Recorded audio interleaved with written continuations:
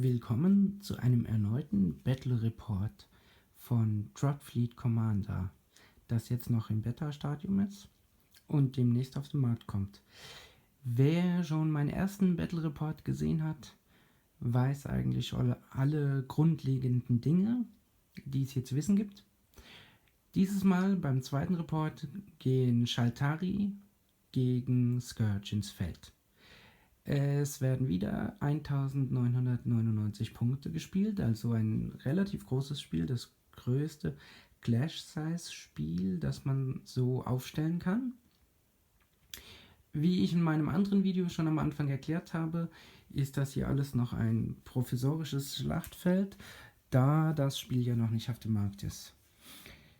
Das hier sind die verschiedenen Städte auf dem Planeten, die dann diverse Punkte geben, sobald man Bodentruppen angelandet hat. Teilweise gibt es auch noch Punkte dafür, wenn man über den jeweiligen Städten Schiffe platziert hat. Das werden meine ganzen Marker sein. Hier sind schon die Aktivierungskarten, diverse Würfel und die Schablonen, die nachher die Schiffe darstellen. In diesem Kampf wird es so sein, dass die Scourge lila sind und die Shaltari grün. Hier noch einmal ganz kurz meine Übersichtstabelle. Es gibt eben verschiedene Flughöhen für die Raumschiffe von High, Low und Atmosphäre. Bei High gibt es gar keinen Marker, Low ist grün, Atmosphäre ist gelb. Auch hier, wenn man jetzt verschiedene Orders, Manöver ausführt und sonstige Aktionen, bekommt man dafür manchmal Spikes, Energiespikes. Dadurch ist man quasi sehr viel mehr sichtbar für die Sensoren der Gegner. Es gibt auch den Silent Running in Blau. Das ist dann wie ein Stealth-Modus. Da geht man auf Tauchstation und kann dann im ersten Moment eigentlich nur schwer oder gar nicht vom Gegner gesehen werden. Für die Bodentruppen werden hier als Defense Batteries Anti-Schiff-Stationen, Panzer und Infanteriemodelle genommen, um das nachher darzustellen, sobald Truppen angelandet werden. So, und mit dem würde ich mich jetzt hier schon verabschieden und gleich anfangen mit der ersten Runde. Also viel Spaß dabei beim zweiten Battle Report zu Dropfleet. Wie gesagt, die Armeen oder die Flotten sind in Kampfgruppen unterteilt. Die sind wiederum in kleinere Einheiten unterteilt und eine Einheit kann mehrere Schiffe beinhalten. Damit man jetzt weiß, wer anfangen darf, gibt es eben diese Aktivierungskarten. Die kann man sich vorher zurechtlegen, dann werden diese Karten gezogen.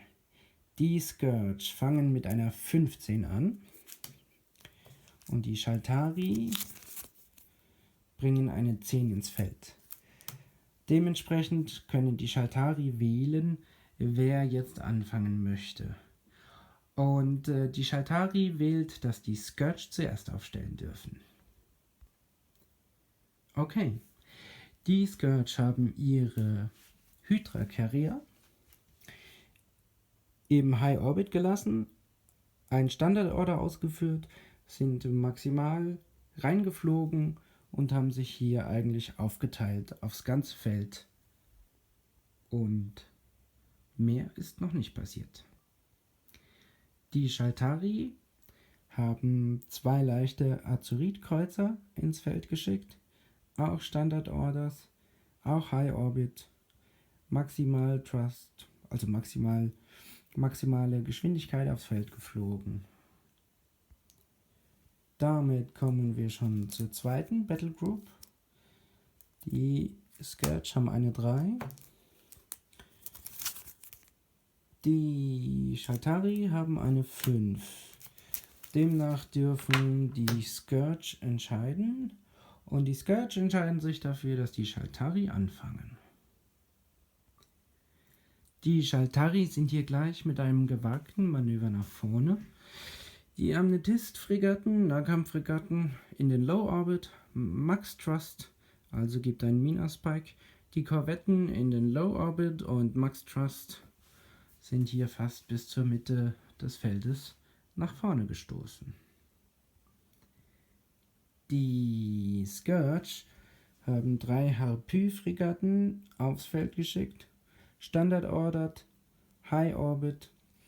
Ja, das sind normal bewaffnete Fregatten ohne spezielle weitere Elemente.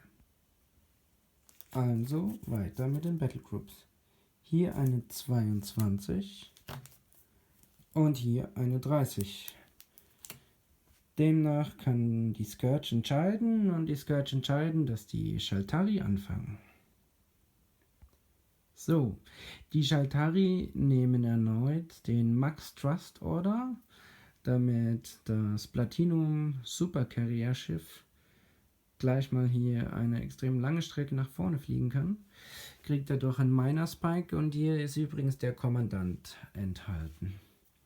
Das Diamond Battleship macht eine Standard Order, geht in den Low Orbit. Auch die Scourge wählen erneut Max Trust, wobei eben die Battlecruiser die Regel Clock haben und dadurch bekommen sie keinen Miner-Spike, deswegen konnten die mit maximaler Geschwindigkeit einfach aufs Feld fliegen. Die 2 Skiller-Fregatten haben Standard-Orders gemacht, alle sind in den Low-Orbit. Damit kommen wir zur 4. Battle Group.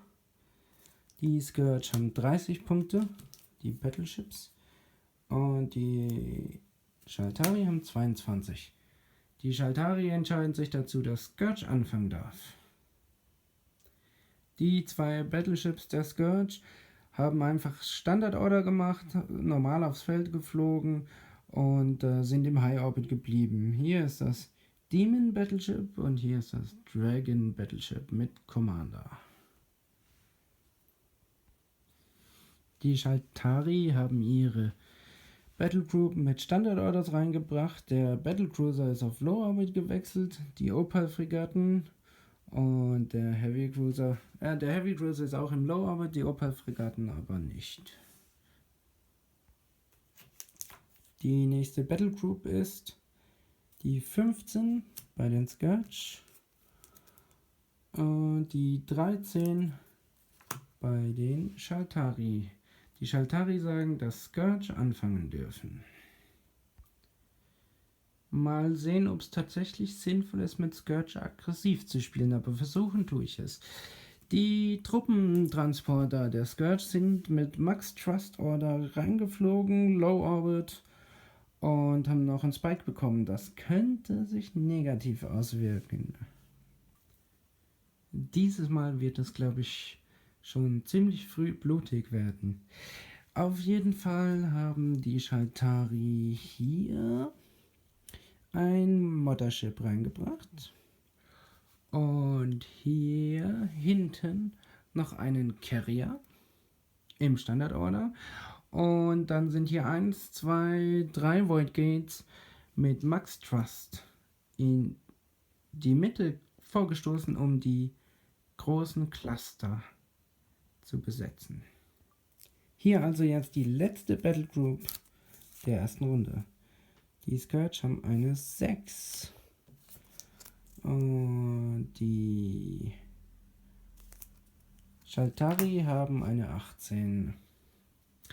Ja, die Scourge sagen, die Shaltari dürfen anfangen.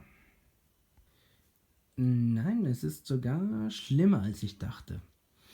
Also, es ist wieder ein Mothership reingekommen in den Low Orbit. Dann ist hier ein Void Gate, Low Orbit, Void Gate, Low Orbit. Max Trust Orders mit Low Orbit, wieder ein Void Gate. Und hier kam ein Granite Cruiser mit Partikelwaffen. Hier kam ein Granite Cruiser mit Partikelwaffen. Und der wird jetzt schon auf das Truppenschiff der Scourge schießen. Und der wird jetzt schon auf das Truppenschiff der Scourge schießen. Also auch jetzt wird es schon Blut. Gut, also die Partikelwaffe hat getroffen. Und zwar, sie hat 2 Schaden verursacht. Die Partikelwaffe hier hinten hat ebenfalls 2 Schaden verursachen können. Das heißt, die Partikelwaffen treffen wirklich sehr, sehr gut. kann man nicht sagen. Jetzt sieht man also noch nicht alles, denn die Scourge bringen jetzt noch ihre letzte Gruppe aufs Feld. So, die Scourge haben noch ihre letzten Truppen aufs Feld geflogen. Hier sind 2 Korvetten reingeflogen, haben in den Low Orbit gewechselt. Hier sind 3 Korvetten reingeflogen in den Low Orbit. Und hier ist noch ein Strike Carrier hingeflogen, der jetzt auch im Low Orbit sitzt. Ja, und damit haben wir jetzt tatsächlich alle Schiffe dieser Partie auf dem Feld. So sieht das jetzt also in der ersten Runde aus. Und als nächstes kommen jetzt die Launcher-Sets. Fighter, Bomber, Torpedos und natürlich auch Bodentruppen. Für die Launcher-Set-Phase muss man nochmal extra auswürfeln, wer jetzt anfangen darf. Die Scourge eine 1, die Shaltari eine 3. Ich habe das ein bisschen falsch gesagt, nicht wer anfangen darf, sondern wer anfangen muss. Die Scourge müssen anfangen und die Shaltari haben nachher die schöne Möglichkeit, darauf zu reagieren. So, die Launcher-Set-Phase ist vorbei. Die Scourge konnten hier 3 Infanteristen und eine Anti-Air-Batterie hinstellen. Die Shaltari haben es trotzdem geschafft, eine Panzereinheit anzulanden. Die Shaltari haben hier hinten eine Panzereinheit angelandet. Hier auch. Und auch hier. Die Scourge wollten auch wieder Infanteristen plus Anti-Air-Batterie landen lassen, aber die Shaltari haben die abgeschossen. Hier konnten die Scourge gar nichts anlanden, weil die Shaltari hatten mit ihren 2 Schiffen so viel Abwehr, dass sie alles abgeschossen haben. Die Shaltari selbst konnten danach natürlich in Ruhe platzieren. Die Scourge haben hier hinten auch einen Panzer platziert, eine Panzertocken. So, und Fighter und Bomber. Die Scourge haben hier einen Haufen Bomber hingeschickt. Die Shaltari, der Carrier, hat hier Fighter zur Unterstützung hingeschickt. Dann haben die Scourge hier 5 Bomber in den grünen Würfeln hingeschickt und die Shaltari wieder einen Fighter zur Abwehr. Und auch hier haben die Scourge noch ein paar Bomber hingeschickt. Diese Bomber-Fighter-Geschichte wird jetzt sofort abgehandelt und dann wird sich zeigen, wie gut die Shaltari-Fighter das Void Gate supporten können. Ja, und da haben wir ihn, den ersten Verlust. Also ein Void Gate der Shaltari ist schon aus dem Spiel genommen. Es war aber relativ knapp. 8 Bomber-Token gegen 3 Fighter und das Void Gate ist gerade noch so über die Klippe gesprungen. Es wurde aber relativ viel Schaden aufgehalten. Damit sind wir hier schon am Ende der ersten Runde und können jetzt die Punkte zählen für kritische Locations. Hier erhält Scourge einen Punkt. In der Mitte erhält auch Scourge einen Punkt, weil das einfach ein größeres Schiff ist.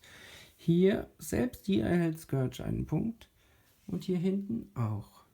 Damit bekommt Scourge also 4 Punkte und Shaltari gerade mal einen.